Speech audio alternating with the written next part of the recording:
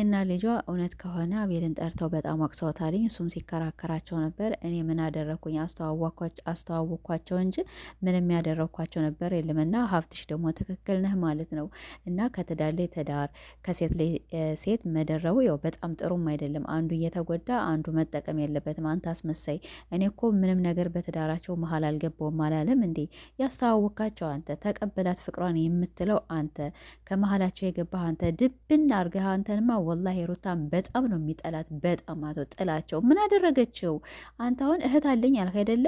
በእህቴ ላይ የማይደርሰውን ነገር በሌላም እንዲደርስ አልፈልግም አልክ። አንተ ካመመም ማለት ነው ሆስፒታል ሄደህ መታከም ትችላለህ፣ ወይም ከመንፈስ ቦታ ሄደህ ተፈውሰህና እንጂ አንተ አእምሮ ትክክል አይደለም። አንተ እባብ፣ አንተ እስስት፣ ይህን ያህል ለሰው ልጅ ጥላቻ ከትዳር ላይ ትዳር ሩታ ትዳሯን አታከብርም የምትል የታየሃት ትዳሯን አታክብር አታክብር በእጇ በልተህ በእጇ ጠጥተህ ብዙ ነገር ቀይራህ እንዴት እህትህ ማለት እኮ ናት ሩታ። በአንተ እህት ይሄ ነገር ሌላ ወንድ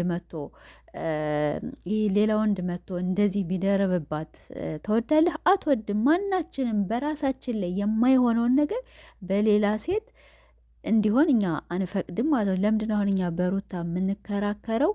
ይሄ ነገር በእኔም እንዳይደርስ እያልን ነው እንጂ እነሱ የሚሰሩት አዎ ድብን ያለ ስራ ነው። ስራም ቢሆን ደግሞ ፍቅሯን ተቀበላት። ደስታ ታሳይሃለች። በጣም ጥሩ ልጅ ናትኝ። እንደምታስባት አይደለችም። አንተ አብርሽ ደግሞ ልክስክስ ማለት ነው። በቀድም እኔ አንቺን አልፈልግሽም፣ እኔ በቃኝ ከሩታ ጋር ነው መሆን እያልህ ትናንትና ስታቅፍህ ስትስምህ ከደረቷ ላይ ስታረግህ እንዴት ዝም አልካት ማለት ነው? ይኸው ሄርሜላማ የቀባችሁ ነገር አለ። ሰላም ቤተሰብ እንዴት ናቸው? አለን ደህና ነን አልሐምዱሊላህ። እነ ገንዬ እና እንግዲህ የገንዬ ልጅ አብረው መጥተው ዛሬ አቤላም በጣም ወቅሰውት ነበረ። እሱም እየተከራከራቸው ነበረ። ይሄ ነገር እኮ ያሳስረሃል ሲባል እኔ ይሄን ነገር እንዴት ተጋቡ ባልኩኝ ማንም የሚያስረኝ የለም ሲል ነበር ማለት ነው። እንዲ አንተ ምን ህግ ደግሞ ልትጥስ ነው እንዴ? ይሄ እኮ ከትዳር ትዳር አንድ ወንድ ልጅ የነበረችውን ሴት ወይም የሚያፈቅራትን ወይም ያገባትን ሴት ሳይፈታ ሌላ ትዳር ወይም ከትዳር ላይ ትዳር መሆን የለበትም ማለት ነው። እንዴት አንተ አልታሰርም ትላለች? ድብን አድርጎ ነው የምትታሰርበት ማለት ነው።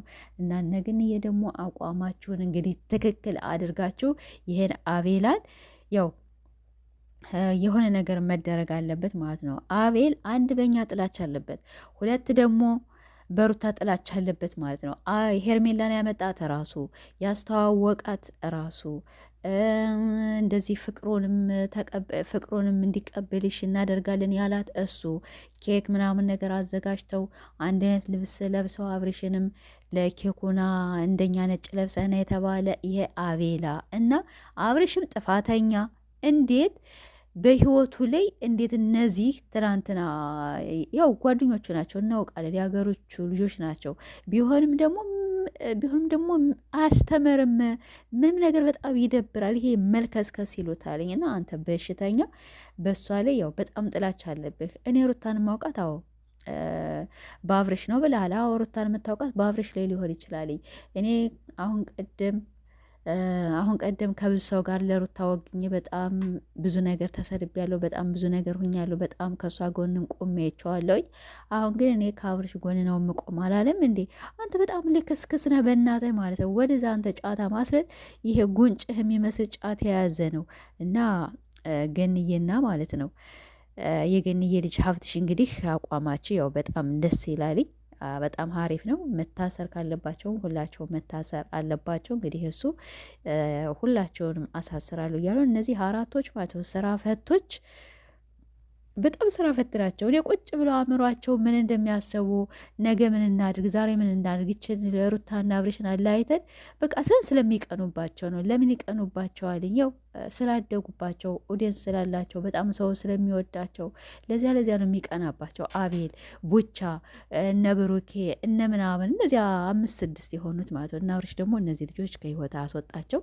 ከዚያች ልክስክስ ሴት ጋር ደግሞ አትልከስከስ እኔ እሷን አልፈልግም እያ ከሩታ እኮ ይቅርታ ያልተቀበለች በነገራችን ላይ አብርሽ ትናንትና በሄርሜላ ማለት በእህቷ ቤት ተናግራለች ሩታ ማለት ነው። እኔ እሱን ይቅርታ ብቀበለውም መልሶ ከሳምንትና ከወር በኋላ መልሶ ደግሞ ያንን ስራ እንደሚደግመው እርግጠኛ ነኝ ብላለች። አሁን ሩታ በቃ ልጅ አላት። አንድ ሰው ልጅ ካለው የምን ወንድ ነው ማለት ነው። በቃ ፏበይ አንቺ ብቻ ራሽን አትጣይ። አንቺን በጣም ብዙ ሰዎች የሚፈልጉሽ አሉ። በጣም ተወዳጅ ነሽ እና አብርሽ ቢሄደው ሌላ አብርሽ ይመጣል ብቻ እኛ አለመጎዳት ነው።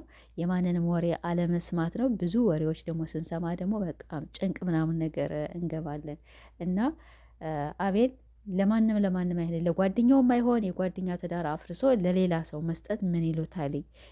ይሄ ነገር ስራ ግን እንደዚህ ያለ ስራ በጣም ይደብራል። ወላሂ በጣም አሁን በተለይ የትናንትናው ቪዲዮ እንዴት እንደሚያስጠላ እንዴት እንደሚደብር። አብርሽስ ምን እያሰበ ነው? እኔ አልፈልጋትም ብሎ ኦኬ ይሄ ሆስፒታል አንተ አልገባህማ ሆስፒታል እስካልገባህ ድረስ ምንድነው ረግጠሃቸው አንተ ማትሄድ ከእሷ ጋር ምንድነው የሚያልሞሰሞሰህ ማለት ነው።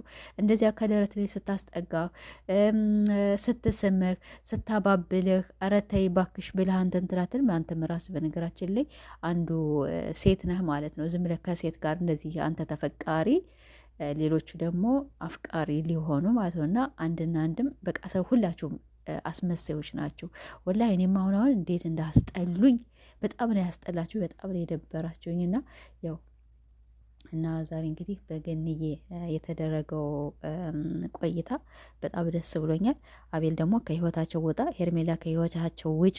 በተለይ ሄርሜላና አቤል ሁለቶች በጣም መወቀስ ያለባቸውና ሚዲያ ላይ መቀጥቀጥ ያለባቸው ሁለቶች ብቻ ናቸው። እነዚያ ያው ፈሪ ናቸው፣ ችግር የለውም እና አብርሽም እኛን ብታግዘነ የእኛን ወሬ ብትሰማ ታስወጣቸው ነበር። ግን አንተ ችግር የእኛን ወሬ አትሰማም፣ እኛ የምንናገረውን አትሰማም። እና ያለው ነገር ይሄ ነው።